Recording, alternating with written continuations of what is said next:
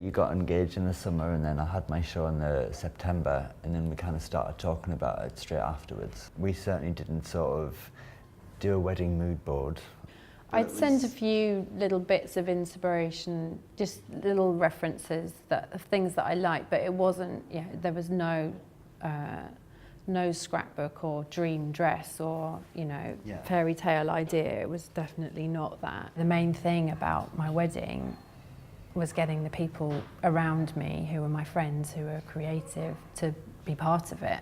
Obviously it was my first time doing a wedding dress, and it's Katie's first time having a wedding dress, hopefully the last. First and only, hopefully.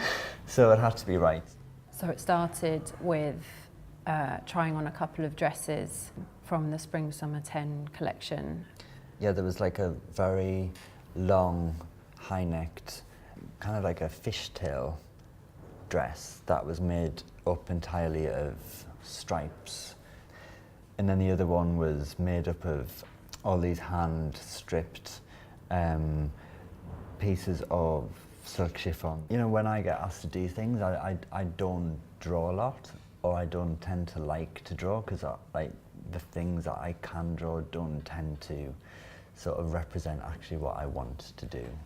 You know, there was a lot of fittings, wasn't there? But it was kind of all about sort of working it out through the fittings, and I decided that it should be a version of the slashed grey dress.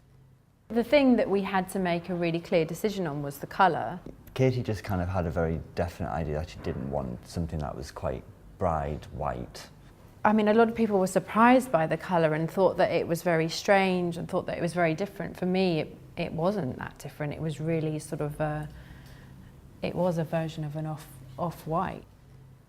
I've probably dyed my hair every single colour that you can dye hair, and I think I made that decision fairly early on that pink hair would look lovely with a grey dress, and I liked it, and that was that.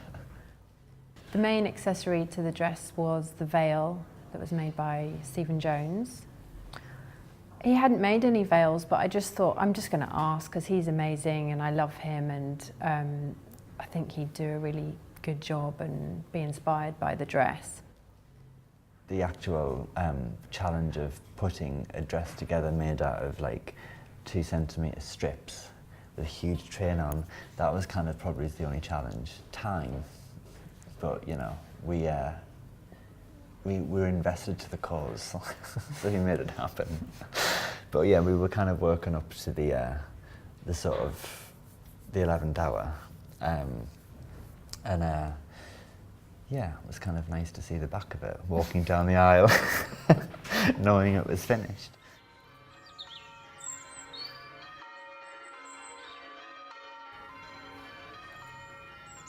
The dress made me feel incredible. It's